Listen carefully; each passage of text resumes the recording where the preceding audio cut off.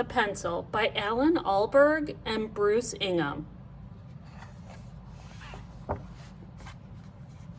Once there was a pencil, a lonely little pencil and nothing else. It lay there, which was nowhere in particular for a long, long time. Then one day that little pencil made a move, shivered slightly, quivered somewhat, and began to draw. The Pencil. The pencil drew a boy. "What's my name?" said the boy. Banjo, said the pencil. "Good," said Banjo. "Draw me a dog." The pencil drew a dog. "What's my name?" barked the dog. Bruce, said the pencil. "Excellent," said Bruce. "Draw me a cat." The pencil hesitated. "Please," said Bruce. So then the pencil drew a cat named Mildred, and Bruce, of course, chased Mildred. And Banjo chased Bruce, round and round the house, which the pencil drew, up and down the road, which the pencil drew, and in and out of the park, which the pencil drew. They ran around for a long, long time, getting hot and bothered, tired and grumpy, and hungry.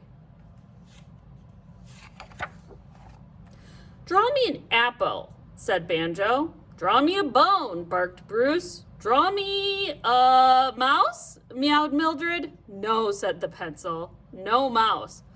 "All right, cat food then," meowed Mildred. "Only then, we can't eat this." "Apple," yelled Banjo. "Bone," barked Bruce. "Cat food," meowed Mildred. "It's black and white." The pencil hesitated, frowned, looked thoughtful for a while, and drew a paintbrush. "What's my name?" said the paintbrush. Kitty, said the pencil.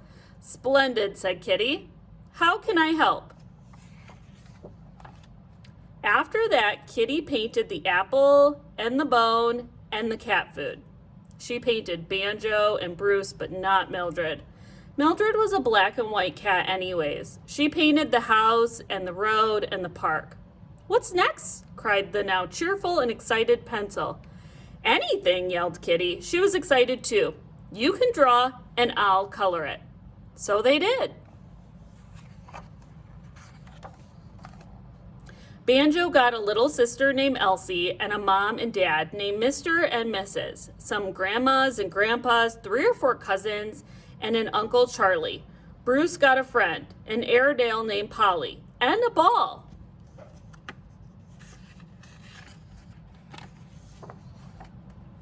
"What's my name?" said the ball. "Don't be silly," said the pencil. The ball made a sad face. "All right then, Sebastian," said the pencil. Then all of the sudden, trouble. Banjo kicked Sebastian, ow, into the air and broke a window. Polly ran off with Bruce's bone. "What's my name?" said the bone. One of Mildred's kittens, which she had asked for, got stuck up in a tree and everybody was grumpy and starting to complain. "This hat looks silly," said Mrs. "My ears are too big," said Mr. "I should be smoking a pipe," said Grandpa. "Get rid of these ridiculous sneakers," yelled Elsie. The pencil hesitated, frowned, looked worried for a while, quivered somewhat, and drew an eraser. After that, the eraser, as you might expect, rubbed things out, hats and ears and such. The pencil and the paintbrush drew and painted them again. Everybody was happy. Only then, more trouble. The eraser rubbed other things out too. He was excited too.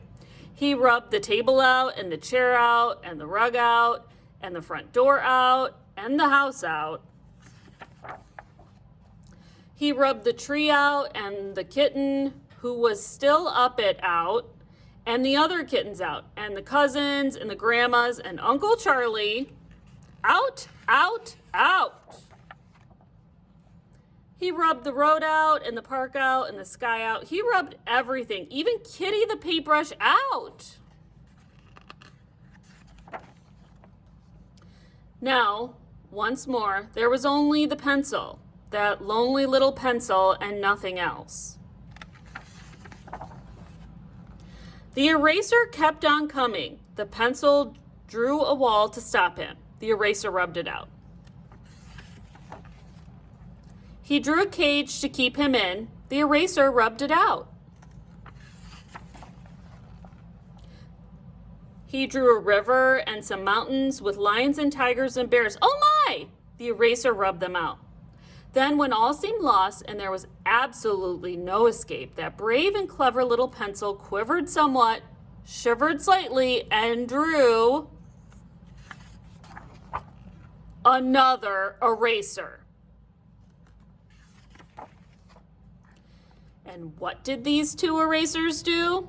Their names were Ronald and Rodney, by the way. Yes, of course, as you will surely guess, they rubbed each other out.